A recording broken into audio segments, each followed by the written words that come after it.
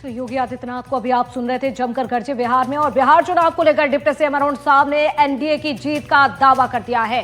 साथ ही नक्सलियों के सरेंडर पर भी उन्होंने बात की। एनडीटीवी से खास बातचीत करते हुए डिप्टी सीएम ने और क्या कुछ कहा है, सुनिए आप। बिहार में भारतीय जनता पार्टी के आला नेता लगातार कैंपेनिंग के लिए आ रहे हैं। इस पर बात करने के लिए हमारे साथ छत्तीसगढ़ के उप मुख्यमंत्री अरुण साव जी मौजूद हैं। क्या है आज की कवायद, या हम ये कहें कि बीजेपी ऑल आउट जा रही है इस समय बिहार में चुनाव जीतने के लिए?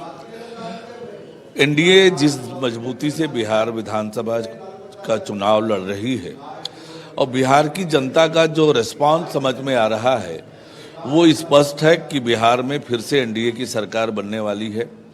हमारी सभी सीटों पर प्रत्याशी तय हो गए हैं।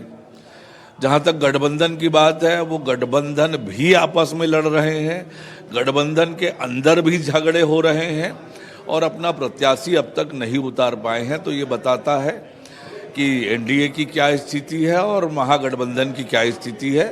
बिहार में बहुत स्पष्ट है कि एनडीए फिर से सरकार में आ रही है, भारी बहुमत से आ रही है। प्रशांत किशोर इस बार जनसुराज पार्टी के मुखिया के तौर पर चुनाव नहीं लड़ रहे हैं, लेकिन उनकी पार्टी लड़ रही है। हालांकि उन्होंने कहा था कि मैं चुनाव लड़ूंगा।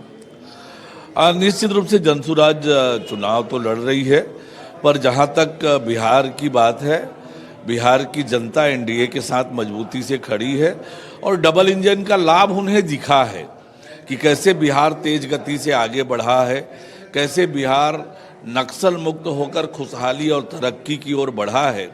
हम महसूस कर रहे हैं स्पष्ट रूप से डबल इंजन की सरकार का लाभ कि हमारा बस्तर तेज गति से कैसे नक्सल मुक्त हो रहा है और बस्तर में खुशहाली तरक्की आ रही है। छत्तीसगढ़ विकसित छत्तीसगढ़ बनने की दिशा में बढ़ रहा है। तो छत्तीसगढ़ का ही सवाल करूं कि छत्तीसगढ़ में नक्सलियों ने जिस गति से सरेंडर किया है वो इससे पहले कभी नहीं हुआ। ऐसा क्या बदल गया?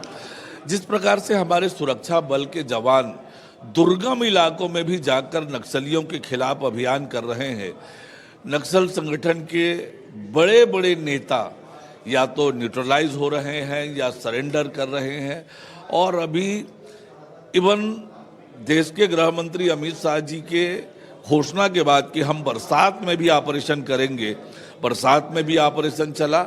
और प्रधानमंत्री माननीय नरेंद्र मोदी जी के विजन को लेकर जिस प्रकार से आज काम हो रहा है, निश्चित रूप से आने वाले समय में बस्तर नक्सल मुक्त होगा, बस्तर में खुशहाली और तरक्की आएगी। धन्यवाद हमसे बात करने के लिए। तो एक और जहां पर नक्सल मुक्त हो रहा है छत्तीसगढ़, तो वहीं उसका असर बिहार में भी दिख रहा है। कैमरा पर्सन सचिन गुप्ता के साथ मनोज गहलोईवाल, पटना, एनडीटीवी इंडिया के लिए।